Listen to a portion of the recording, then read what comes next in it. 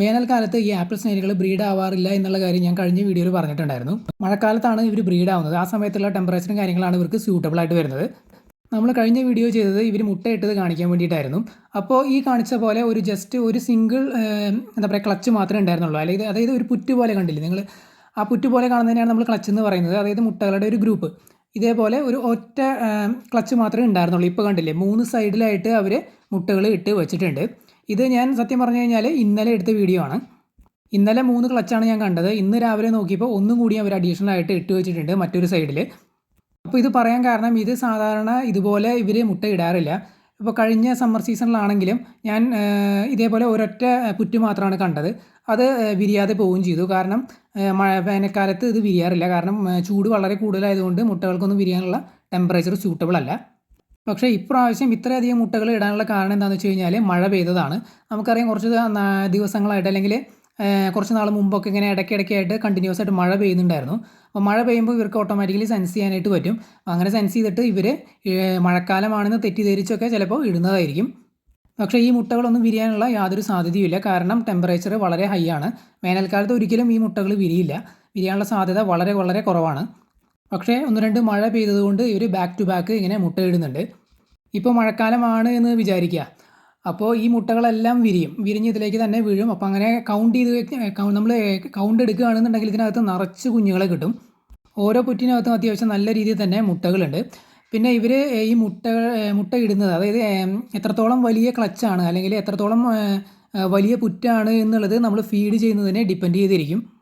നല്ല രീതിയിൽ ഫുഡ് കാര്യങ്ങളൊക്കെ കൊടുക്കുകയാണെന്നുണ്ടെങ്കിൽ കുറേ പച്ചിലകളും കാര്യങ്ങളൊക്കെ കഴിച്ച് പെല്ലറ്റൊക്കെ ഫീഡ് ചെയ്യുകയാണെന്നുണ്ടെങ്കിൽ ഇവരുടെ വലിയ സൈസ് പുറ്റുകളായിരിക്കും ഇവരിടുന്നത്. അതായത് മുട്ടകൾ നിറച്ചുണ്ടായിരിക്കും ഒരു പുറ്റിനകത്ത്.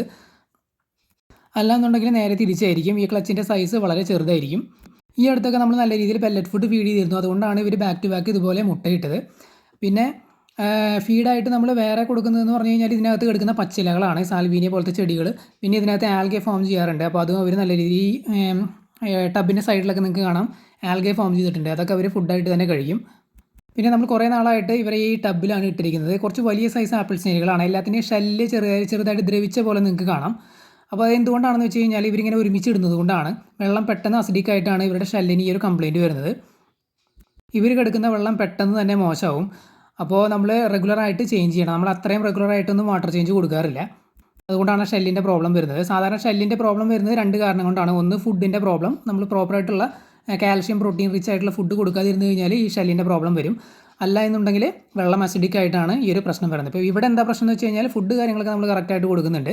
പക്ഷേ വെള്ളത്തിൻ്റെ പ്രോബ്ലമാണ്. വെള്ളം അസിഡിക് ആയിട്ടാണ് ഈ ഷെല്ലിന് കംപ്ലയിൻറ്റ് വരുന്നത്. അപ്പോൾ ഞാൻ കുറച്ച് നാൾ മുമ്പ് പറഞ്ഞിട്ടുണ്ടായിരുന്നു നമ്മൾ ഇവർക്ക് വേണ്ടിയിട്ട് ചെറിയൊരു ടാങ്ക് സെറ്റ് ചെയ്യാനായിട്ട് പ്ലാൻ ചെയ്യുന്നുണ്ടെന്നുള്ള കാര്യം. അപ്പോൾ അതിന് നമ്മൾ ലൊക്കേഷൻ ഒന്ന് നോക്കുകയാണ്. കാരണം എല്ലായിടത്തും കൊണ്ട് നമുക്കൊരു ടാങ്ക് സെറ്റ് ചെയ്യാനായിട്ട് പറ്റില്ല. കാരണം കുറേ കാര്യങ്ങളുണ്ടല്ലോ. ഇപ്പോൾ തെങ്ങ് കാര്യങ്ങളൊക്കെ നിൽക്കുന്നുണ്ടെങ്കിൽ തെങ്ങിൻ്റെ നാളികേരം അതുപോലെ തന്നെ പട്ട കാര്യങ്ങളൊക്കെ വീഴുന്ന ഒരു ഏരിയ ആണെന്നുണ്ടെങ്കിൽ നമ്മളവിടെ ടാങ്ക് കെട്ടിയിട്ട് ഒരു കാര്യമില്ല. ടാങ്ക് കെട്ടുക എന്ന് പറഞ്ഞാൽ നമ്മൾ പെർമനൻ്റ് ആയിട്ടുള്ള ടാങ്കൊന്നുമല്ല കിട്ടുന്നത്. ജസ്റ്റ് നമ്മൾ കോൺക്രീറ്റ് ബ്രിക്സ് അങ്ങനെയുള്ള കട്ടകളൊക്കെ സ്റ്റാക്ക് ചെയ്ത് വെച്ച് അതിനകത്തേക്ക് ടാർപോളിൻ ഇറക്കുകയാണ്. ചെറിയൊരു ഷാലോ ആയിട്ടുള്ള, അതായത് ഡീപ്പായിട്ടുള്ള ടാങ്കൊന്നുമല്ല, ഫ്ലാറ്റ് ആയിട്ടുള്ള ടാങ്ക്. നമ്മുടെ മലബാർ സ്നേക്ക് ഹെഡുകൾക്ക് സെറ്റ് ചെയ്ത പോലത്തെ ഒരു ചെറിയ ടാങ്ക്, ഒരു 10 ഇഞ്ചൊക്കെ മാക്സിമം ഹൈറ്റ് വരുന്ന ഒരു ടാങ്ക്. പക്ഷേ കുറച്ച് വീതിയിൽ ചെയ്യാമെന്നാണ് വിചാരിക്കുന്നത്. കാരണം ഏരിയയാണ് ഇവർക്ക് കൂടുതൽ വേണ്ടത് കിടന്ന് നടക്കാനൊക്കെ ആയിട്ട്. എന്നിട്ട് ആ സെയിം ടാങ്കിൽ തന്നെ നമ്മൾ ചെടികൾ വളർത്താമെന്ന് വിചാരിക്കുന്നുണ്ട്. അതായത് സാൽവീനിയ പോലുള്ള ചെടികൾ നമ്മൾ ആ ടാങ്കിൽ വളർത്താമെന്ന് വിചാരിക്കുന്നുണ്ട്. കാരണം നമ്മൾ മലബാർ സ്നേക്ക് ഹെഡിൻ്റെ ടാങ്കിലിട്ട സാൽവീനിയയ്ക്ക് ചെറിയ കംപ്ലയിൻറ്റ് വന്നു, വെള്ളത്തിൽ ആൽഗെ വന്നതുകൊണ്ട്. അപ്പോൾ നമ്മുടെ കയ്യിൽ നമ്മുടെ റെഡ് ക്ലോ ക്രേ ഫിഷുകൾക്കും അതുപോലെ ജൈൻറ്റ് ഗൗരാമിലും ഫീഡ് ചെയ്യാനായിട്ട് ഇപ്പോൾ ആവശ്യത്തിന് സാൽവീനിയ ചെടിയില്ല. ഈ ടബിനകത്ത് ഫ്ലോട്ട് ചെയ്ത് കിടക്കുന്ന ചെടിയാണ് സാൽവീനിയ. അപ്പോൾ നമ്മുടെ കയ്യിൽ മുമ്പ് കുറേ ഉണ്ടായിരുന്നു. നമ്മൾ മലബാർ സ്നേക്ക് ഹെഡുകൾ കിടക്കുന്ന ആ ഒരു ടാങ്കിൽ നിന്നാണ് കളക്ട് ചെയ്ത് കൊണ്ടുവരാറുള്ളത്. അപ്പോൾ അതിനകത്ത് ആൽഗെ വന്നതുകൊണ്ട് നശിച്ചു പോയതുകൊണ്ടാണ് നമ്മൾ ഇവരെ വളർത്താനായിട്ട് ഉണ്ടാക്കാൻ പോകുന്ന ആ ഒരു പുതിയ ടാങ്കിൽ സാൽവീനിയ വളർത്താമെന്ന് വിചാരിക്കുന്നത്. ആപ്പിൾ സ്നേഹിൽ കിടക്കുന്ന ടാങ്കുകളിലൊക്കെ ആണെന്നുണ്ടെങ്കിൽ ചെടികൾ നല്ല രീതിയിൽ വളരും. പ്രത്യേകിച്ച് ഈ ഫ്ലോട്ട് ചെയ്തെടുക്കുന്ന ചെടികൾ സാൽവീനിയ, സോള, ഡക്ക് വീഡ്, വാട്ടർ ക്യാബേജ് ഒക്കെ നല്ല രീതിയിൽ വളരാൻ സാധ്യതയുണ്ട്. അപ്പോൾ തീർച്ചയായിട്ടും ആ ഒരു ചെറിയ ടാങ്ക് സെറ്റ് ചെയ്തതിന് ശേഷം ഇവരെ നമ്മൾ ആ ഒരു ടാങ്കിലേക്ക് ട്രാൻസ്ഫർ ചെയ്യുന്നതായിരിക്കും. നേരത്തെ നമ്മൾ പറഞ്ഞതുപോലെ ആ ഒരു ലൊക്കേഷൻ പ്രോപ്പറായിട്ട് കിട്ടാത്തത് കൊണ്ടാണ്.